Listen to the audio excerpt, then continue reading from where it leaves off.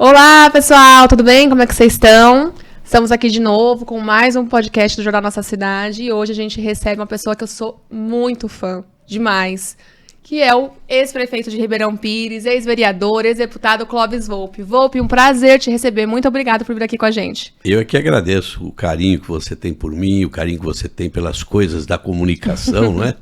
É um prazer muito grande estar aqui. Eu espero contemplar aí nesse nosso bate-papo um pouquinho daquilo que a população sempre tem uma ansiedade muito grande em saber, né? Conhecer um pouquinho dos políticos. Estou à disposição. E é legal porque o Volpi, eu lembro de quando era professor Clóvis Volpi, né? Vote professor Clóvis Volpi. E assim, gente, falando da minha história pessoal, o Volpi, o Clóvis, o Manuel Lopes, eles me deram uma aula de política quando eu comecei lá atrás a cobrir política, porque eu entrei no Diário com 23 anos. Eu era menina de tudo.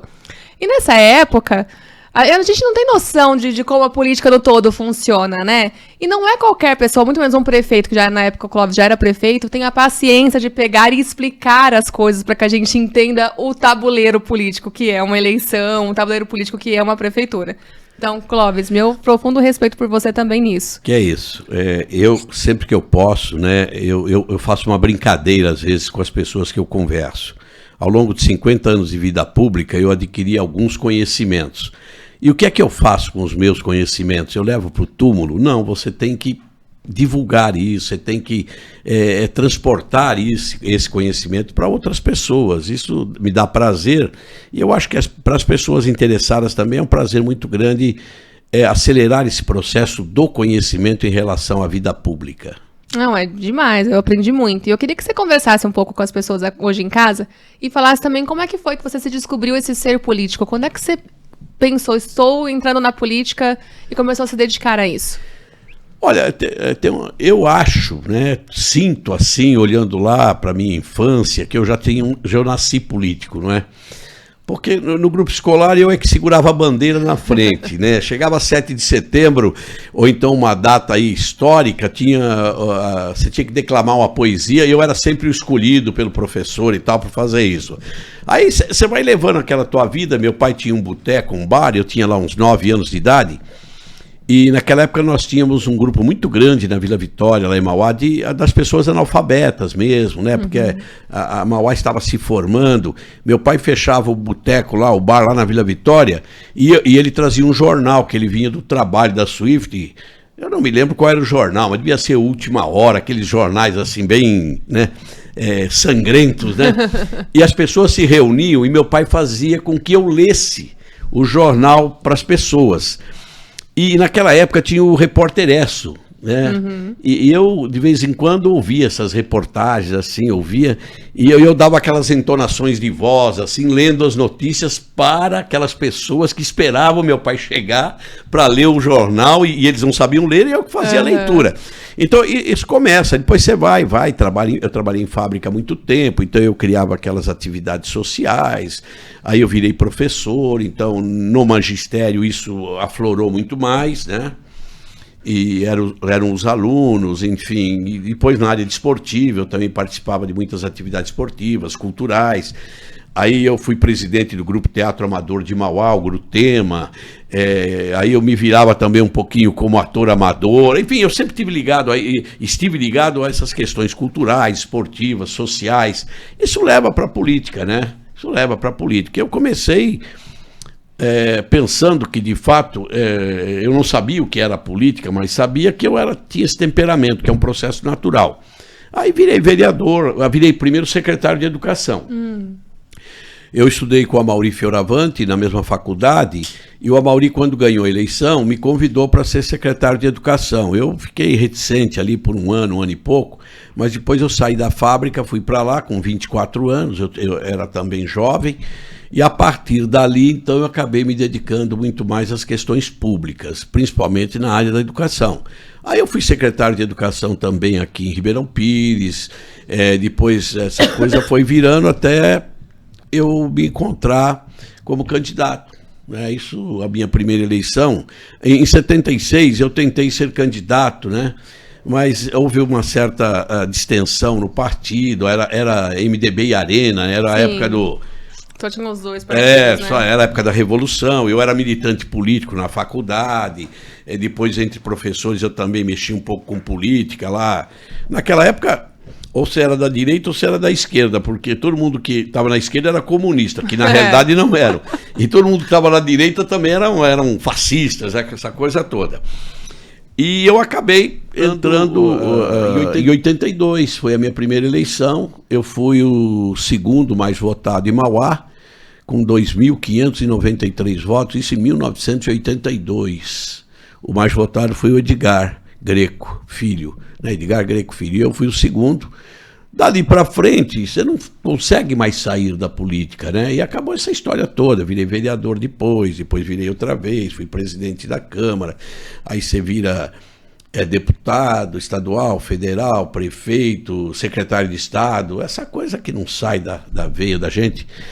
Eu sempre digo, olha, acho que agora eu vou botar o pijama, daqui a pouco vem alguém e me convida para fazer alguma coisa.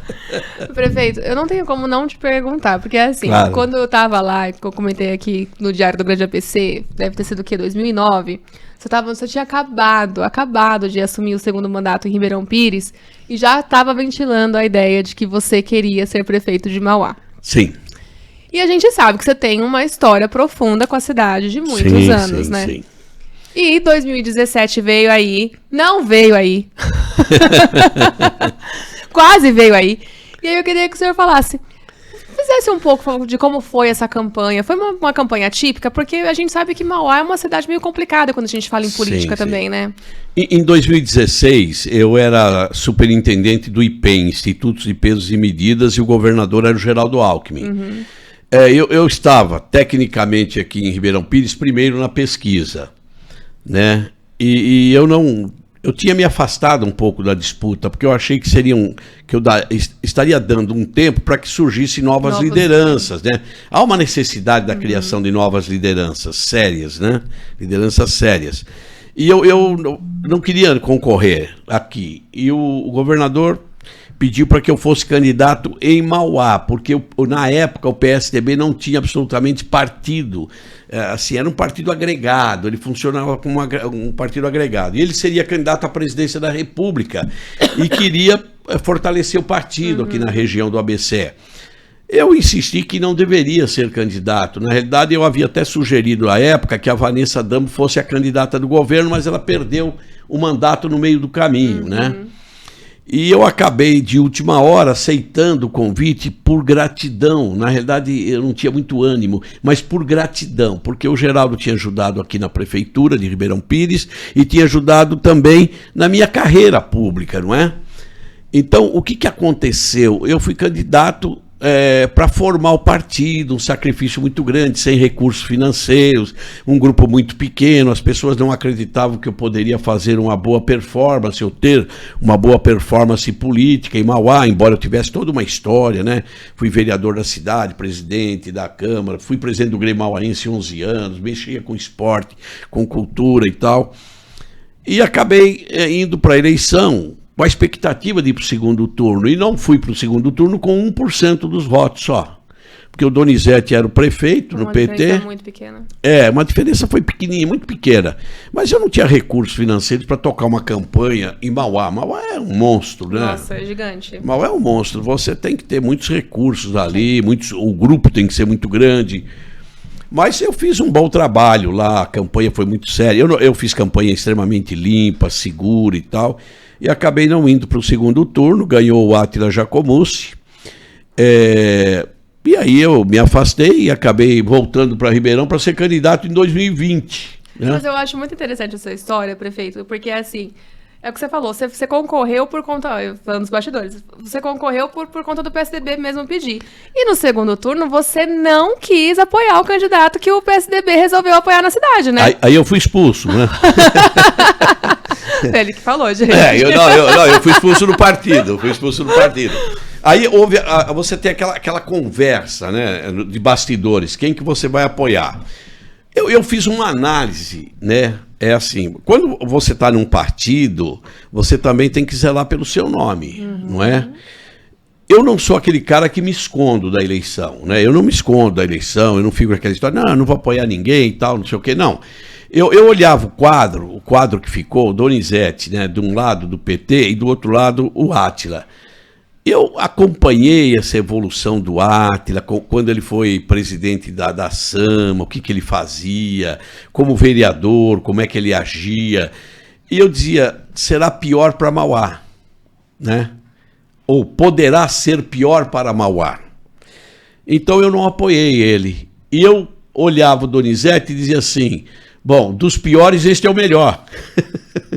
Então eu vou fazer aqui um sacrifício pessoal. Eu fiz um sacrifício pessoal e falei, olha, o partido queria que eu apoiasse o Átila, né?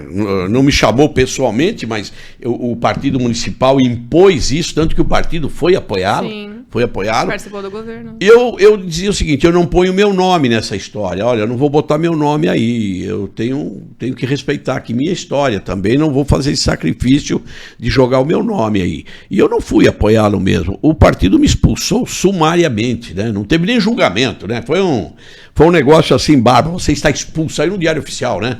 Clóvis Volpi expulso do partido. Eu não me incomodei, porque, afinal de contas, eu só fui lá para disputar aquela eleição como assim uma gratidão ao governador Geraldo Alckmin à época, né? À época era o governador Geraldo Alckmin. Mas isso passou e acho que tudo que eu preguei naquela época aconteceu de verdade, né? Eu dizia, olha, o governo vai ser ruim. Todo governo, Paula, eu explico isso para as pessoas. Quando você compõe o quadro para disputar uma eleição e você coloca pessoas dentro daquele quadro, faz acordos de pessoas que não têm o menor sentimento de ideologia, filosofia política, forma de ver a cidade, gestão, são pessoas que veem diferentes, né? Então você leva um cara para dentro porque ele tem voto, mas ele pensa diferente de você. Você traz um outro partido que pensa diferente de você. Quando você traz um outro que está lá só pela oportunidade de ser alguma coisa. Nunca vi isso dar certo, né? Então, quando eu disputo eleição, eu digo eu preciso de grupo pequeno, porque se eu ganhar eu quero governar, se eu perder eu vou embora para minha casa e tal, mas se eu ganhar eu quero governar pelo meu jeito, pela minha ideologia, pela minha filosofia. E eu via, né, que aquelas composições que o candidato tinha feito não iria dar certo. Não tinha jeito de dar certo aquilo. Então foi briga constantemente, briga. Quem perde? A cidade. A cidade perde. E olha, eu fiz várias previsões no segundo turno, todas deram certo. Eu estava até pensando em ter uma bola de cristal, abrir uma tenda e começar a vender pensamentos futuros. Você pode contar alguma, prefeito? Uma? Se eu previu a prisão, isso vai dar cadeia. Mas eu previ o seguinte, olha, há uma possibilidade do candidato ser cassado. E se for cassado, a vice não terá condições de governança. Depois, isso aconteceu. Olha, vai acontecer.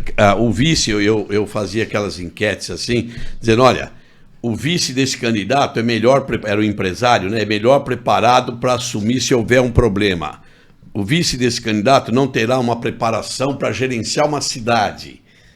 Porque eram pensamentos, mas totalmente diferentes, que é um negócio complexo isso tudo, com muitos interesses individuais, interesse pessoal na coisa. Uhum. A cidade, é como assim, a cidade que se dane, né? E não é isso que a gente faz em gestão pública, né? A cidade é onde a gente vive, onde a gente mora, onde a gente vai no mercado, nós vamos na farmácia, nós vamos no açougue. Você tem que viver a cidade, né? Você sabe que eu fazendo analogias aqui, né? A gente ficava brincando sempre que Santo André tinha um karma, né? Que desde que o Celso morreu, não conseguia o prefeito ser reeleito, né? Ninguém conseguia reeleição.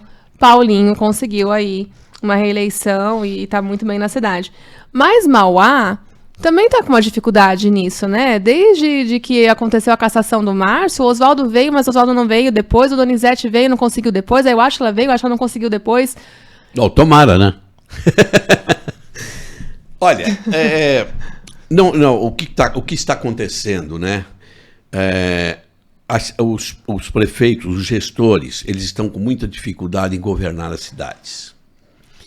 A formação política, e aí vai de Câmara, secretariado, você vai de tudo, nós não temos formação intelectual para governar.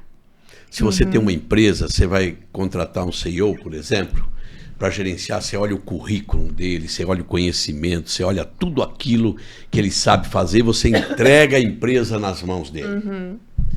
O poder público não é assim, né? São comportamentos diferentes. Você muitas vezes se é obrigado a fazer determinados acordos porque você precisa daqueles votos, porque você precisa daquele segmento, porque você precisa daquele nicho. Nem sempre quem está dentro desses nichos de grande valor eleitoral, com muitos votos, tem a capacidade da governança. Então, nós sofremos porque não temos muita liberdade para as escolhas quando o grupo é muito grande e você precisa premiar todos. Aí não vai dar certo. Então, o que é que está acontecendo ao longo do tempo? Muitas pessoas de bem, com conhecimento, com capacidade intelectual, ele tem todos os predicados para fazer ou para trabalhar numa prefeitura, para governar, eles se omitem.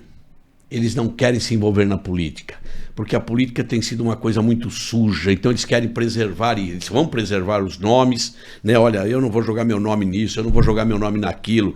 Então, eles vão se afastando. Quanto mais eles se afastam, mais entram pessoas que não têm o mínimo de capacidade. Então, ao longo do tempo, nós estamos piorando.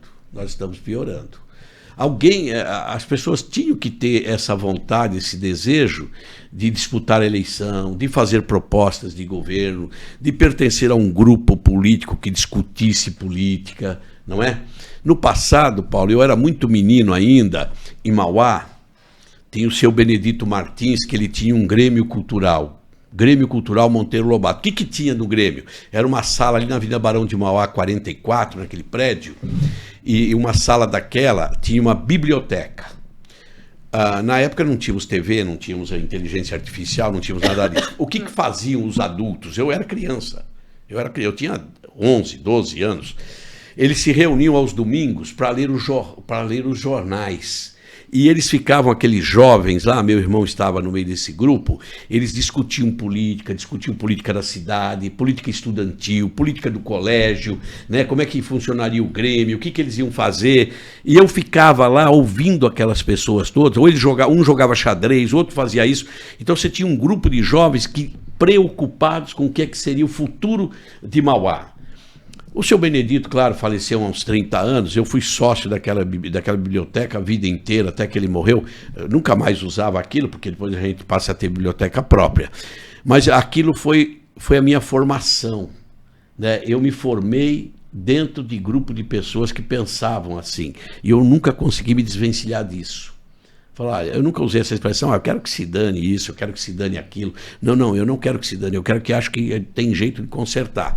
Então a minha formação política, ela veio, você vê quantas coisas, né, eu vivi intensamente isso, né? Sim, vivenciou, esteve lá, né? E olha, eu lembro de alguns nomes, aqui Alfredo Augusto Martins, que já faleceu, o Antônio Volpe, que era o meu irmão, Toninho Baceto, aqueles caras todos que discutiam política, o Antônio Ratti fazia isso, que ele era o cara que ensinava a gente na fanfarra, né? Eu era garoto e tal. Então, eu nasci nesse meio, né? E quando você nasce nesse meio, difícil mudar a tua cabeça, né? Difícil mudar. Então eu brinco aqui, às vezes as pessoas falam, pô, como é que você faz tudo isso? Olha, eu nasci dentro de biblioteca, né? Eu cresci dentro de biblioteca, eu desci lendo, ouvindo, vendo essas pessoas todas discutirem. Isso está incrustado aqui em mim, isso não sai, né? Não sai da tua cabeça. Parte do que você é, né? Então isso é uma doença também, eu acho, viu? Acho que não. Eu poderia, na minha idade, assim, eu falo assim, bom, eu deveria estar numa praia, mas eu falo assim, poxa, mas o que eu faço com isso? Eu abandono tudo isso, né? Na verdade, eu fico pensando muito que essa nossa geração mesmo não deu muito certo, né? A gente não vê grandes nomes, assim, são poucos que merecem esse destaque, né? Eu sempre falo para as pessoas, já falei para você, falei para ele aqui antes de entrar no ar, que o prefeito, você sempre falou, nunca aconteceu de chegar com alguma pergunta e você não responder diretamente. E várias dessas coisas viralizaram, né, gente? No ano passado a gente tava lá e perguntou, mas e o Kiko? Aí o Volpi virou e falou, o Kiko? O Kiko é... E falou um palavrão lá. E a gente caiu na gargalhada porque estava no meio da coletiva de imprensa. E você sempre teve essa coisa de ser direto, de falar, de responder, de estar atento, né? Transparência, né? Se você tem que ter esse princípio da transparência. Olha, o que é que eu penso? Eu penso desse jeito aqui, eu penso dessa forma. Eu acho sempre uma alternativa, às vezes, eu acho uma solução para aqueles determinados assuntos, não é? É transparência. Olha... Hoje em dia, eu tenho falado com alguns jovens aí, né? Eu gosto muito da juventude, né? Eu fui um jovem muito ativo. E eu gosto de ver o jovem ativo, né? Eu estou terminando de ler um livro aí, do Noah Harris, o seguinte, 21 lições para o século XXI. Então, eu estou lendo esse livro, estou ficando chocado, né? Ele tem um trecho lá que ele fala, olha, daqui a 100 anos, e eu agora calculo que só daqui a 50 já estaremos assim, nós vamos ter uma geração de inúteis, né? Porque a inteligência artificial está absorvendo muita coisa. Aí eu me pergunto, meu Deus, eu não vou estar aqui, porque na minha idade, daqui a até mais 50 anos, de jeito nenhum. Mas eu fico pensando assim... Esse cara tem razão, né? Nós vamos ter uma geração de inúteis. Nós já estamos tendo, né? E que é que o poder público está pensando? Imagine você, que se você tiver uma geração de pessoas que são improdutivas, mas são seres humanos, não terão espaço na sociedade, não terão emprego, não terão renda pessoal, não terão nada. Quem vai sustentar isso? O poder público. E o poder público vai crescer economicamente o suficiente para fazer isso? Não vai. Hoje já é difícil, né?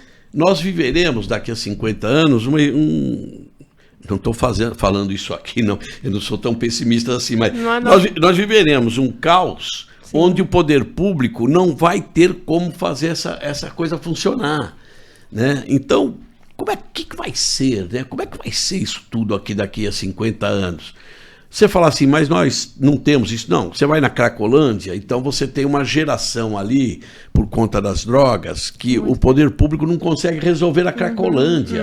Tá piorando. Então, você imagina isso daqui a 50 anos, a proliferação da droga, a proliferação... enfim, não vai haver a robotização das fábricas, a inteligência artificial fazendo o trabalho que você precisa fazer...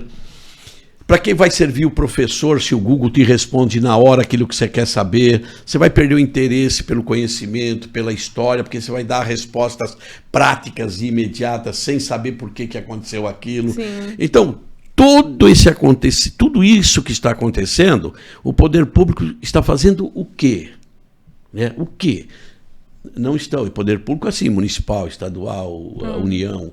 Você tem que ter alguém pensando isso. Né? Nossa, aproximação com os jovens. Você faz... Eu tô num grupo de mães, né? Minha filha tem 5 anos. E elas me mandaram um vídeo muito assustador, que era isso mesmo. Que a criança estava fazendo lição de matemática. E ele falava baixinho assim, Alexa, quanto que é 29 menos 10? E a Alexa respondia baixinho pra ele. Eu olhei aquilo e fiquei muito assustada. É engraçado, mas até a página 2, né? Até você pensar que a criança... Você não vai precisar aprender raiz quadrada mais, né? Se você pegar nessas brincadeiras que tem, o cara fala assim, calcula o dobro da raiz quadrada de 9, por exemplo, você teria pensar, uma raiz quadrada de 9 dá tanto, mas o dobro dá tanto. Você lê aquela pergunta, né, para Alexa, você pergunta no Google, ele te responde na hora, porque ele calculou, né? Olha, uma coisa interessante. Antigamente nós tínhamos no jogo de xadrez o Mequinho aqui nacional, nós tínhamos o Kasparov russo, nós tínhamos o Fischer americano, aqueles grandes debates de jogo de xadrez. Aí inventaram um computador que foi jogar com o Kasparov. O computador ganhou dele, que era o campeão mundial, o computador ganhou. Agora tem um computador que ganha desse computador. Né? Aquele lá pensava, deve ser mais ou menos isso, se eu me lembrar aqui, 70 mil ações em 1 minuto. Você tem um agora que é 80, não sei quantos milhões. Então eu pergunto, a gente não ouve mais falar no jogo de xadrez, você já percebeu isso? Sim. Não tem mais, quem é o campeão? Não sei. Quem no Brasil está fazendo isso? Não sei. Quem não sei o que está fazendo? Não, nós não sabemos mais. Por quê? porque essa máquina acabou com esse tipo de pensamento. Né? Agora, o que é que vai acontecer? Pode parar isso? Olha, não sei. Né? Onde é que vai parar isso? Também não sei, mas uma coisa eu sei, que nós teremos ainda seres humanos aqui para sobreviver. E o que é que nós vamos fazer com eles? Né? E você aqui em Ribeirão Pires fez bastante coisa, né? Pensando nessa coisa de trazer a cultura, de aproximar o jovem, de tirar o jovem da tela, né? Tem vários programas interessantíssimos feitos na cidade. Olha, porque a gente pensa nisso, né? Você tem a Escola Municipal de Arte, por exemplo, em Ribeirão, que é um sucesso, né?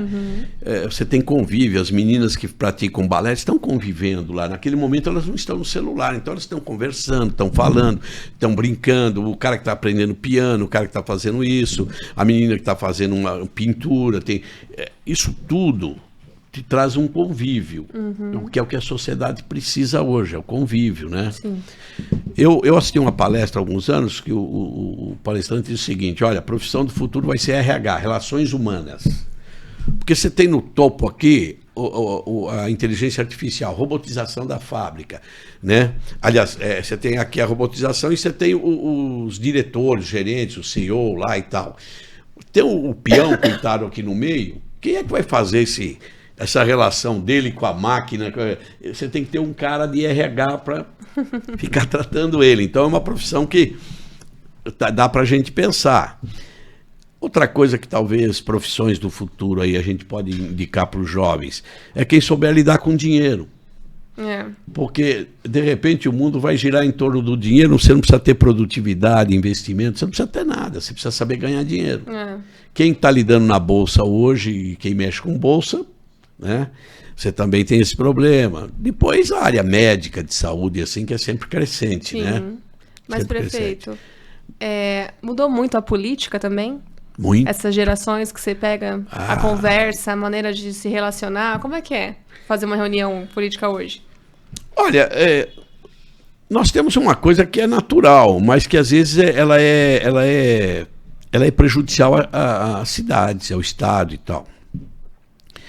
Vamos imaginar o seguinte: as pessoas têm ansiedade pelo poder, fazem qualquer sacrifício para chegar ao poder. Fazem qualquer sacrifício. Aquela cadeira de prefeito, de governador, de presidente, de senador e tal, aquilo é um negócio, parece um monstro, né? Todo mundo quer abraçar aquilo, ficar com aquilo, porque aquilo lhe dá muito poder, né? Eu já passei por todas essas fases, né? Claro, já fui deputado estadual, deputado federal, secretário, já fiz um monte de coisa. Aquilo nunca você não pode deixar aquilo entrar dentro de você. Não pode. Aquele poder, ele é efêmero, ele acontece, tem um prazo, ele termina. Quando você faz uma análise, quando termina, se você não estiver preparado, você vai sofrer muito. Porque durante aquele período em que você foi alguma coisa, você se sentiu grandioso. Depois você vai sofrer.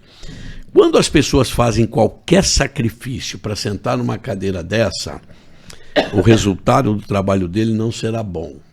Não será bom. Então, juntam-se ideias diferentes para poder vencer. Juntam-se perfis, né, intelectuais, diferentes para poder vencer. Junta-se todo tipo e espécie de pessoas que nunca se deram bem ou que não se darão bem nunca, mas para vencer. Olha, depois a gente vê o que acontece. Aí volta aquele início da nossa conversa aqui. Não vai dar certo. Não vai dar certo. Então, E tem uma coisa importante, viu, Paulo, que eu sempre falo. Político que tem muita personalidade, e eu acho que eu fui um cara muito difícil de lidar. Quando você entrar na política, quem tem essa formação aqui, você tem que pegar 20%, é duro dizer isso, 20% da sua formação e jogar no lixo. Porque não tem jeito de você sobreviver se você não tiver um espaço de negociação. Mas se você não jogar 20, jogar 30, 40, 50, você vai entrar numa vala comum. Quando eu fui vereador em Mauá, nós éramos em 17 vereadores naquela época lá. Eu perdi muitas eleições de 16-1. E eu era um. Eu não estava no meio de 16. E porque as pessoas falavam assim, olha, esse projeto aqui, todos nós vamos votar. Por que você vai votar contra? Eu digo, cara, eu não ponho minha assinatura aí. Eu não ponho a minha assinatura aí. E eu perdia 16-1. Até às vezes defendia minha tese e tal lá, mas ninguém me ouvia, né? Perdia 16-1. Em Mauá aconteceu muito isso. E é por isso que Mauá cresceu desordenadamente, né? Foram facilitando as coisas todas, esse excesso de invasão que Mauá teve. Nossa, esta coisa da redistribuição dos lotes. Às vezes, teve um período lá que passaram uma lei que lote de 10 de frente podia fazer 3,30, 3,30, 3,30. Sim. Então, você conurbou a cidade toda. Leis que foram feitas lá, né, de que você, deixava que construísse lá um número significativo de torres de prédio e não deixa o espaço para a escola. Então lá vão morar pessoas lá, depois daqui a pouco essas pessoas terão filhos, e aí cadê a escola, cadê o posto de saúde, cadê isso, cadê aquilo? Então esse crescimento desordenado sempre foi feito para facilitar negócios. Facilitar negócios. Aí a cidade não aguenta. Então você pega a cidade não aguenta. Saturada. Fica saturada. Então você não tem escola, não tem saúde. Perfeito. Mas o senhor sabe que a gente recebeu aqui, faz mais ou menos um mês, o Icão, que é o subsecretário agora de Planejamento Urbano de Mauá, e ele falou que eles estão fazendo agora a votação, né, do plano diretor da cidade, que faz, acho que, 14 anos que isso não entra em discussão. Foi remendado, né, muita coisa. E eu falei exatamente isso para ele, porque nesse período, o Parque São Vicente, por exemplo, teve uma super expansão. É um caso típico, né? Todos aqueles prédios da MRV não tem um espaço de lazer para aquele povo lá. Não tem lazer, não tem escola, você anda lá agora, não tem as ruas, saúde. não tem garagem. Não tem garagem. Não tem garagem. Você anda lá, você não consegue, né? Eu morei no Parque São Vicente. Morei na Carlos de Campos, na antiga 40. Hoje, você não tem lugar para você passar. Você foi diretor do Grêmio, né? Fui presidente do Grêmio. Então, essa falta de organização, esse medo. O que o político tem? Ele tem um medo desgraçado do voto, de não ficar com ele. Então ele fica facilitando coisa. Aí vira essa desgraça que você não consegue consertar. Não consegue consertar. Então, olha, eu vou te dar um dado aqui, né, para que você faça uma pesquisa. Há 30 anos atrás, mais ou menos, Mauá era a 11ª ou a 12ª economia do estado de São Paulo. Você acredita nisso? Não. Perto de 92, 93, por aí, Mauá era a 11ª ou a 12ª economia do estado de São Paulo. Meu Deus. Perdíamos para Santos, Guarulhos. Hoje nós perdemos para Praia Grande. Nós perdemos, acho que para Sertãozinho. Hoje Mauá deve estar lá na 200ª, 34ª, não sei, estou falando isso aqui. Era bom até pesquisar, né? Em que lugar está classificada como receita. Nós éramos a 11ª ou 10ª, eu me lembro bem que houve uma grande discussão sobre isso, 11ª ou 12ª do estado de São Paulo, o estado mais rico da União. Nós tínhamos uma economia fantástica. Hoje, nós não temos mais essa economia, fomos perdendo para todas as outras. Pode ser que tenhamos perdido, por exemplo, para as cidades do agronegócio, que cresceu muito. Até aceitaríamos isso. Mas nós somos industrializados em Mauá. Por que nós estamos perdendo até para as industrializadas, né? Polo ali, né? Algumas ampliaram até, né? Você vai para Indaiatuba, as cidades em beira de grandes rodovias, né? Elas cresceram mais. Você pega o Vale do Paraíba, por exemplo, cresceu bastante, né? São José, Taubaté, porque está entre a rodovia ali do Dutra e depois abriram-se outras rodovias. Tudo bem. Nós poderíamos estar aqui 25ª, 30ª, estaria bom para nós. Mas eu tenho certeza absoluta, eu não tenho esse dado aqui do SEAD, mas é possível verificar qual é a nossa classificação. Eu brinco às vezes quando falo de Mauá, eu comparo um pouco com Ribeirão. Ribeirão nós teremos aproximadamente 500 milhões de receita. temos 125 mil, embora o censo agora tenha dito que a gente tenha 115. Eu não acredito, né? Porque como é que tenho 115 só se eu tenho 92 mil eleitores? Se eu tenho 92 mil eleitores, quase 100 mil, eu só tenho 15 mil pessoas que não são eleitoras. Ué, não, você imagina, só a escola da pública municipal tem 8 mil alunos. Se você pegar a estadual... Exatamente. Então, mas peraí, só os bebês é que não estão inscritos, então tem alguma coisa errada nesse censo. Então, o que acontece? Ribeirão tem perto de 500 milhões de receita, meio bilhão. Nós não temos nenhuma empresa, nós não temos um parque industrial, as nossas maiores empresas são a CBC e aquela lá do Oswaldo, lá o grupo... um grupo tem lá... Feital? Feital, Grupo Feital. Tem lá 600, 700 empregados, depois são pequenas empresinhas e tal, e nós temos uma receita de 500 bilhões. Mauá tem todo aquele parque industrial, comércio, indústria, gerenciamento. Tem uma loucura lá, uma loucura em Mauá. Ela só arrecada 1 bilhão e 200, 1 bilhão e 300. Tem alguma coisa errada, né? Alguma coisa errada. Mas é esse prefeito culpado? Não, não é esse prefeito culpado. Foram os prefeitos que, ganhando a eleição, não colocavam seus assessores com competência para poder verificar e acompanhar esta evolução. Você sabe, prefeito, que eu trabalhei, né, com a antiga gestão e eu adorava sentar para conversar com o Valtemir. O Valtemir trabalhava em finanças lá em Mauá. Conheço ele da minha demais. época. Nossa, o Valtemir é demais. E eu cheguei para ele e perguntei uma vez. E ele me disse que Mauá perde boa parte da receita que ela poderia ganhar com as refinarias porque nunca tinha feito as solicitações de maneira correta para receber esse repasse, porque tem a ver com distribuição e refinamento, e que isso ficava entrando na vala comum, e entrava prefeito, saía prefeito, e ninguém sentava para conversar com isso, com o governo do estado para resolver. Aquilo me chamou a atenção, porque assim, ele falou de uma coisa que é micro, mas quando eles conseguiram resolver, o dinheiro que entrava mais na prefeitura era uma diferença assim colossal no atendimento social. Então, eu fico pensando muito no que você está falando nesse sentido, de chegou um monte de empresa, de construtora, a gente aceitou receber o Rodonel com a saída para receber essas empresas e não anda. Olha, essas comparações o mauaense tem que começar a fazer. E eles precisam fazer por comparação.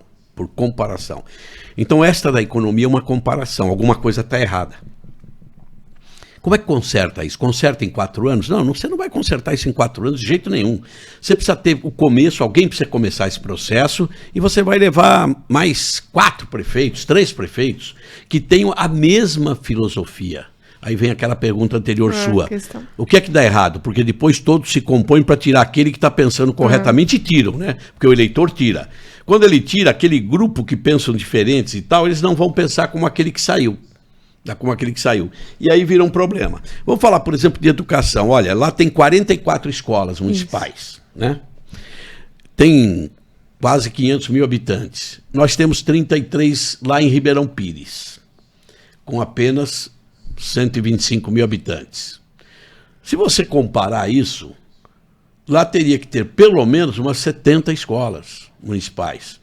Então, você tem na rua, esperando, tendo expectativa, um número altamente significativo. Altamente significativo. Agora, quando você deixa de ter esta escola, o fundo, né?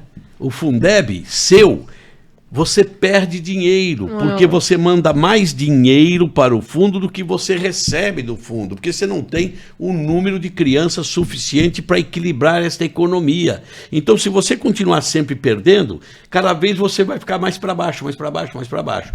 Então, aí eu pergunto assim, bom, quem é que está pensando isso lá?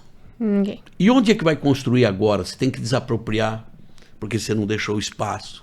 Você tem que comprar uma área, porque você não tem mais área pública. Você tem que fazer... É o inferno de Dante, né? Que vem lá de trás. Não, e tem mais do que isso, prefeito. Você sabe que eu tenho uma filha agora em idade escolar, e a Isabela estuda numa escola particular. Obviamente que a gente, né, nem cogitou na possibilidade de tentar uma vaga na pública, porque realmente é uma defasagem grande. Mas eu tava fazendo a unha outro dia e a manicure falou assim pra mim, você sabia que em Ribeirão Pires as crianças conseguem ficar o dia inteiro na escola? Aí eu falei, mas Mauá não, eu não tinha essa noção de que as crianças com idade até 6 anos não conseguem ficar o dia inteiro na escola municipal. Porque minha filha pode ficar o dia inteiro na escola. Porque tem que fazer 2, 3 períodos. E aí eu fiquei com esse pensamento muito nítido disso que o senhor falou. Porque aí você tem poucas escolas e você não consegue atender adequadamente. Você tem que criar períodos diferentes. E aí a gente e mesmo assim você acaba não atendendo bem, né? Então, como professor, como um cara que foi secretário de educação desde o começo, a gente fazia essas previsões. Na época, o Amaury, que também era professor, a gente sempre discutia essas visões. Não, o que é que vai ser o futuro? Como eu falei agora há pouco, o que é que vai ser o futuro para essa turma, né? Então, o que é que vai ser? Cada vez mais você vai criando, é uma roda, né, que o financeiro é que determina tudo isso. Que ela vai criando cada vez mais uma base, né? Vai ampliando a base de pessoas sem oportunidades. Sem oportunidades. Isso gera lá na frente violência, enfim, tudo que você possa imaginar de ruim, você vai criando uma base de pessoas que não terão oportunidade. Se você não começar a consertar isso devagarzinho, porque não adianta você querer fazer uma transformação imediata, você vai criar um caos. Né? As transformações geram caos. Sim. Você tem que fazer transformações lentas, mas tem que começar. Então, planeja, eu vou recuperar tal coisa, vai, educação. Olha, eu vou fazer um projeto aqui, nós precisamos ter mais 30 escolas em 5 anos, 6 anos, 7 anos. Então, qual é a minha parte? Olha, eu vou construir 8. Você constrói 8. O outro prefeito fala, bom, então eu tenho que construir 10. Ele constrói 10. Não importa se ele é um prefeito da situação, da oposição. Ele tem que seguir um cronograma de desenvolvimento da cidade. Na área educacional, na área cultural, na área esportiva, na área de lazer. Porque se você olhar a Constituição, quando você olha assim a área social, ele inclui tudo isso aqui. Segurança, educação, blá, blá, blá, é tudo área social, né? Não é cesta básica. É área social. Quanto mais você tomar decisões que você vai expandir a pobreza, maior será o seu problema no futuro. Aí é que vem a história do livro lá. Você vai criar uma geração de pessoas consideradas inúteis. É duro falar essa palavra, né? Nossa Senhora. Mas essa inutilidade aí é daquela que ele não terá oportunidade. Sim. E teremos que sustentar. Não vai ter serventia alguma, né? E, prefeito, mas o senhor inaugurou recentemente o PL em Mauá. A gente sabe que o Valdemar é grande amigo seu. O senhor vem, prefeito? Tá nessa conversa aí pra vir? Como é que tá? Olha, em fevereiro desse ano eu estive em Brasília conversando com o presidente Valdemar Costa Neto e o PL sentiu assim, houve um crescimento muito grande do partido, elegeu 100 deputados federais, um número significativo de senadores, não é? É um partido que vem crescendo.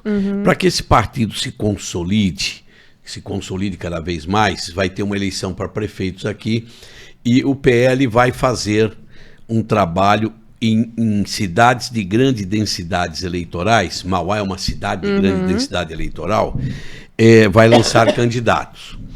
O PL de Mauá, apesar de ter lá dois vereadores, não foi um partido assim que se projetou para o executivo, ele se projetou para o legislativo. Agora a história é o executivo. Então, conversando com o presidente, nós discutimos a possibilidade de se fazer essa transferência, já que em Ribeirão Pires o Guto está indo bem, se eu poderia pensar nisso. Até pela minha história da cidade, nasci lá, cresci lá, comecei toda a minha carreira lá, né? E frequento lá, tenho meus amigos todos, minha família toda está lá. Eu disse para ele, olha, vou começar a fazer vou fazer prospecção do nome. Vou ver como recebem. Vamos ver como é que recebem isso. E fizemos alguns ensaios lá, né? A gente conversou com alguns políticos, lançou aquilo na mídia, na imprensa, e aquilo foi crescendo. E aí nós, com esse crescimento, nós decidimos então, foi dada uma mexida no partido, né? A gente mudou a presidência por conta de que o Betinho se retirou do partido, né? Ele poderia ter continuado presidente, ninguém... Aí ficou o Nova Era, né? O Zé Nova Era. E nós dissemos o seguinte, olha, para que a gente cresça de verdade, para que as pessoas sintam esse tamanho do partido hoje, nós precisamos abrir um escritório, nós temos que ter uma sede, nós temos que ter um lugar para nos reunirmos, né? Nós temos que ter uma formação do PL jovem, do PL mulher. Vamos fazer um partido mesmo grande do jeito que é hoje o princípio do partido. E a gente inaugurou lá uma sede e eu estou fazendo essas incursões todas lá na cidade para ver o resultado disso. Olha, se é um resultado positivo, se há chance, isso e tal. Olha, e tecnicamente nós estamos sentindo que é uma grande necessidade de uma terceira via, né? Eu não gosto muito desse nome, não, mas é uma terceira via com possibilidade de fazer uma boa gestão, uma gestão diferente, né? Eu prego coisas diferentes, né? É interessante, porque a gente tem uma divisão muito clara, né? PT, PL, né? Que o PL acabou pegando esse lugar que antes a gente tinha o PSDB, né? A gente tem uma divisão muito clara PT, PL, mas em Mauá, a terceira via seria o PL, é isso, né? É o mais interessante, né? Gozado, o Bolsonaro fez uma coisa, né? Ele fez a direita sair do armário, né? Essas pessoas estavam lá ávidas para terem. Onde é que elas se dividiam? No MDB, no PSDB, no DEM. Essas pessoas estavam lá no armário, mas quando saíam, votavam. Assim, nesses partidos todos se dividiam. Agora, saíram do armário mesmo, definitivamente, como um grupo de direita. Sim. Né? Como é Estados Unidos, né? Democratas, republicanos, então em muitos países aí você tem vários partidos, mas na realidade o equilíbrio é entre dois pensamentos. Então hoje tem no Brasil a direita e a esquerda. Os outros partidos todos, na minha opinião, serão adereços disso. Eles terão que se dedicar, se não os vereadores que estarão em outros partidos, eles terão que escolher que lado é que eles vão. Eles vão mais para a esquerda para pedir voto para a vereança na rua, ou eles vão mais para a direita para pedir votos na rua? Agora, os partidos mais identificados mesmo entre direita e esquerda é o PT, né? Sim. É o PT, que tem também lá o PCdoB, o PSOL junto com eles, lá o PV também está lá na federação, e da direita nós temos o PL como protagonista. Outros partidos lentamente vão... Estão começando a caminhar para esse lado. Estão começando a caminhar para esse lado também, porque vai ser a disputa, né? Na minha opinião, é direita contra esquerda, direita contra esquerda. Então, nós estamos lá no PL já há algum tempo, já disputei aqui a eleição de prefeito, o Guto em Ribeirão Pires ele é do PL, nós elegemos um deputado do PL, que apoiamos em Mauá, Ribeirão, Rio Grande, Vale do Ribeira, que é o Tiago Auríquio. Nós temos recebido, né, esse carinho de toda a bancada dos deputados do PL. Enfim, eu acho que o PL vai fazer um investimento político lá em Mauá. Eu estou preparado, esperando esse investimento político lá em Mauá, né? Mas vai dar certo. E, prefeito, tem que fazer pergunta, né? Não pode fazer. E você pode ser candidato, prefeito? Posso. Olha, as pessoas sempre têm essa dúvida, né? Quando eu decidi, quando eu conversei com o Valdemar, 3 coisas fundamentais para que eu pudesse ser candidato. Porque eu também não faço aventuras. Eu não tenho idade para ficar fazendo aventurinhas aí para ganhar uma secretaria, ganhar um negócio. Eu não tenho cabeça para isso. A primeira dessas três era a minha condição jurídica. E o que diziam os advogados? Então, veja bem, nós tínhamos 2 advogados especialistas. Um doutor Cristiano Vilela, que inclusive ele é o consultor em Tribunal Superior Eleitoral na Jovem Pan. O doutor Ricardo Porto, que o PL, ele é o advogado do PL, não é? Ambos advogados deram, por escrito, um texto mais ou menos assim. Você tinha a lei da inegibilidade, que ela era dura, porque ela tornava inelegível se o prefeito tivesse uma conta rejeitada pelo Tribunal de Contas, porque ele eventualmente tenha feito qualquer coisa administrativa que não tinha uma causa, né, assim grande, mas estava lá. Isso veio até 2020. A validade da lei de inegibilidade nesses termos. Em 2021, uma lei complementar, ela modificou o caput desta lei da inegibilidade, o artigo.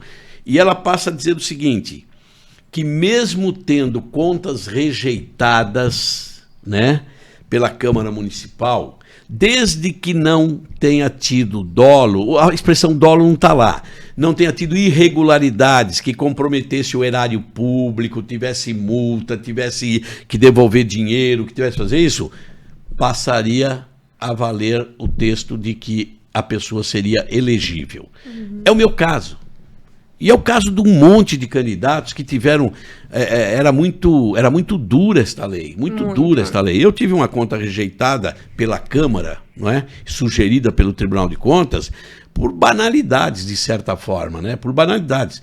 Eu apliquei mais do que 25% de educação, apliquei mais do que 30% de saúde, fiz uma série de coisas ainda muito maior, mas eu cometi alguns erros administrativos, com muita consciência, um deles com muita consciência. Que foi a contratação de pessoal. Que foi a contratação de pessoal da área médica em período eleitoral, que não pode mesmo, que não pode. Então, a ação que eu tive foi de área administrativa eleitoral. Não foi de justiça, nada disso, não foi eleitoral. A lei valia, aplicaram a lei, a Câmara reprovou as minhas contas, depois ela fez a revisão dessas contas, mas o Tribunal de Justiça entendeu que não poderia, teria sido válido a primeira votação, e eu acabei perdendo, mas eu acho que eu entreguei para lá em Ribeirão para a pessoa certa, porque o Guto é melhor que eu. Tá indo muito bem. Ainda é melhor que eu. Que ele tá indo muito bem. Agora eu tenho que aprender um pouquinho, né? Ele é mais jovem, aprendeu. Eu acho interessante a gente explicar que, assim, o prefeito governa, então ele tem um orçamento anual para que seja feito esse governo. Ele faz toda essa prestação de contas, o Tribunal de Contas do Estado vai fazer avaliação. Durante o ano ele vai dando notas, né, para você fazer as correções do que precisa ser feito, sim, se há alguma irregularidade. Depois disso, essas contas, se reprovadas, voltam para a prefeitura justifique, e só depois vai para a Câmara Municipal. E, gente, a votação na Câmara Municipal tende a ser política. Não tem muito como fugir disso, né? É uma decisão política. É uma decisão política. E aí depende muito de como está a Câmara naquele momento. E naquele momento, em Ribeirão, a gente sabia que o prefeito era um prefeito de oposição. Sim. Que não tinha o interesse de enfrentar Clóvis Volpi nas urnas. O que aconteceu, o prefeito era o Kiko, né? Ele entendeu que se aprovasse as minhas contas, eu disputaria com ele a eleição no futuro. E aconteceu que eu acabei disputando e acabei ganhando também. Então, aí, claro, aí é uma decisão política, tem os ajustes na Câmara e tal, e eles acabam aprovando ou não as suas contas. Aquilo tinha um peso muito grande. Hoje esse peso é relativo. Hoje o peso da Câmara Municipal pode reprovar a conta. Desde que ela não tenha dolo, ele vai conseguir registrar a candidatura. Em Mauá, por exemplo, a gente tem uma situação diferente, porque o prefeito anterior ele não teria feito a aplicação mínima da educação, e isso é uma das coisas que configura que não poderia disputar, e mesmo assim disputou, a gente sabe que está aí deputado, né? Então é muito abrangente a maneira como essas coisas funcionam, né? Depende do advogado, né? Essas coisas da justiça, se o advogado for bom e caro, ele... Olha lá, hein? Então, prefeito, só pra gente confirmar, o que dizem os advogados? Que eu sou elegível. Eles vão entrar na justiça? Vão. Mas a gente ganha, porque... A não ser que eu agora... teria que desacreditar totalmente da justiça, né? Se ela se vota no Senado, se vota na Câmara Federal, uma lei que modifica, dando inegibilidade somente àqueles que cometem falhas financeiras ou um dolo específico de que se aproveitam do erário público, aí não tem jeito, né? Aí não tem jeito. No meu caso, eu não tive absolutamente nada disso. Nada. Aliás... Eu tenho 50 anos de vida pública, eu fui da mesa da Assembleia, tá certo? Eu fui secretário adjunto de Estado, eu fui superintendente de estatal. Toda a minha carreira, eu só tive esse problema na minha vida. A única conta rejeitada é essa? Por conta de uma questão política, de que não queriam que eu voltasse candidato. Mas pode dizer, Deus faz as coisas corretamente, né? o Guto se tornou lá, está se tornando um grande líder, um grande prefeito, e eu acho que a cidade ganha com isso, porque está havendo uma renovação. Embora a renovação tenha sido dentro da minha família, mas é uma renovação de pensamento. Né? Eu costumo dizer que o Guto lá é fora da casinha, né? Ele faz coisas que eu também não faria, eu não teria tanta coragem de fazer isso. Eu acho interessante porque a gente estava falando sobre essa diferença de gerações, né? E o Guto, ele tem uma visão muito jovem, assim, da política. Muito. E eu achei muito interessante a maneira como ele renovou o governo, mas ele manteve muitos pilares do que você já tinha deixado ali, né?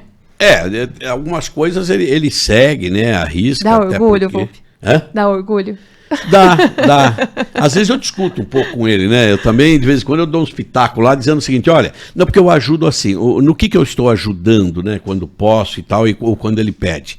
Eu ainda tenho uns bons relacionamentos no Estado, em Brasília, conheço muita gente que são assim, da mesma época que eu e tal. Essas pessoas todas ainda têm um carinho por mim. Então eu apresento, Guto, levo, mas é assim, nem seguro pela mão e não preciso soltar a mão, depois ele já faz isso sozinho.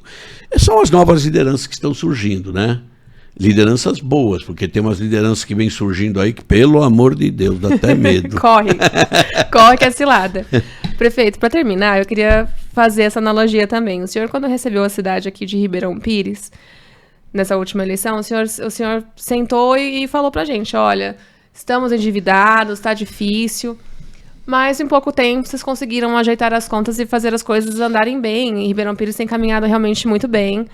O Guto veio aí pra mostrar que vocês estavam com a cidade realmente muito bem andando aí, pra ele seria a continuidade, as pessoas queriam essa continuidade.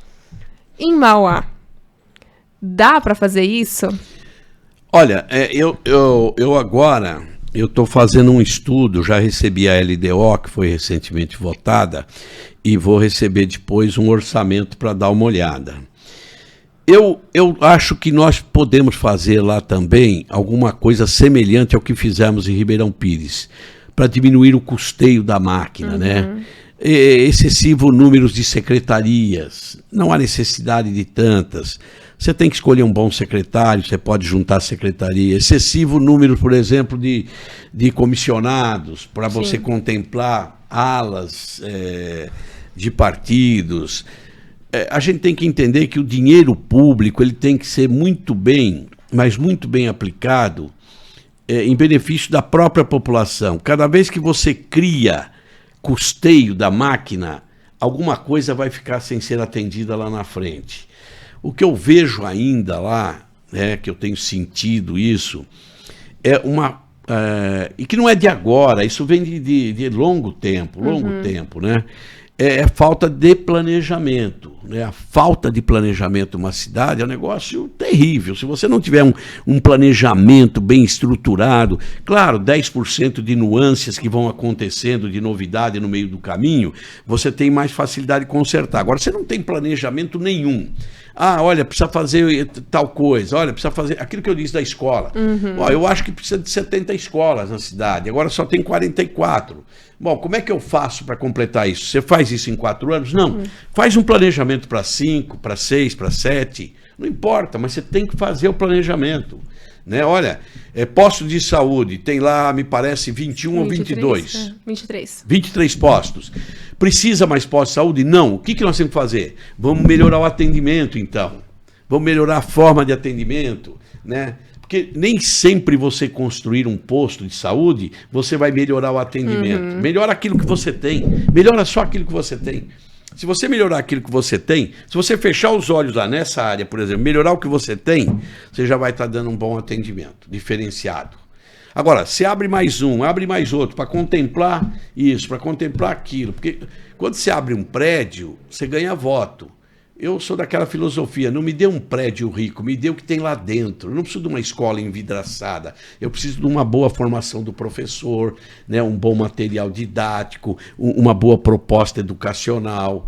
eu costumo dizer, eu aprendi a ler e escrever na casa da dona Regina, lá na Vida da Saudade, que ela fazia comida, tinha uma mesa redonda, e eu tinha 6 anos por aí, e ela dava aula para um grupinho de jovens, de crianças lá, né? A minha mãe e meu pai conseguiam pagar um dinheirinho para ela, e ela fazendo comida, ela dava aula. Então, quando eu fui com 7 anos, naquela época, acho que com 7 anos a gente já entrava no grupo escolar, eu já fui sabendo ler, né? Então, você vê, a preocupação. Tinha luxo lá? Não tinha luxo nenhum, né? Não tinha luxo nenhum. Na casa da dona Regina lá. Mas nós saímos de lá, todos viraram universitários, né? Todos viraram... Você vê, e era uma época difícil Se de destacaram, Nossa Senhora. Então, hoje, se você não tem, você administra uma cidade que não tem recursos para fazer prédios bonitos, não se preocupe. Faça dentro dele, faça as coisas boas. Faça as coisas boas, né? Claro, se fizer tudo bonito, as pessoas gostam, adoram, acham que você é o coisa, mas não tem informação lá dentro. Então eu tenho muito essa visão de que nós não somos milionários. Nós temos que viver como pessoas que sabem a capacidade financeira que tem, como pessoa e como cidade. Eu acho que eu tenho essa filosofia aí. Tem dado certo comigo, deu certo nas famílias, né? Meus filhos todos trabalharam, todos trabalham, ninguém tem luxo, ninguém tem carro de luxo, ninguém tem isso. Por quê? Porque nós aprendemos a viver dessa forma. Assim é a gestão. A gestão. É diferente de governar São Bernardo, Sim. governar Barueri. Uma cidade com maior...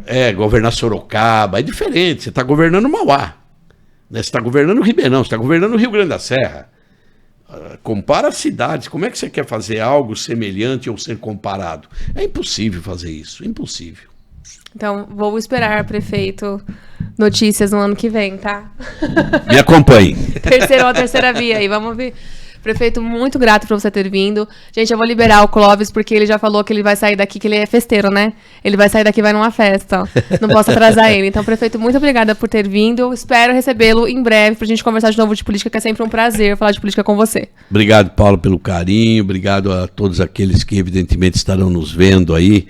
Espero ter contemplado um pouquinho as pessoas... Não sei se sempre foram coisas boas que a gente contemplou, mas pelo menos para que me conhecesse um pouquinho da forma que eu penso, né, sobre política, da forma de encarar a gestão pública. É bem diferente daquilo que acontece hoje em muitas cidades. É uma discussão fundamental, são coisas que realmente a gente tem que colocar no horizonte aí. Então, muito obrigada, prefeito. Vai dar certo. Um Amém. abraço. Gente, vocês que ficaram aí com a gente, peço pra vocês, se você não tivesse inscrito ainda, se inscreva no nosso canal, que a gente é pequeno, mas a gente tá crescendo, a gente precisa de vocês, tá bom? Obrigada e até a próxima. Tchau, tchau.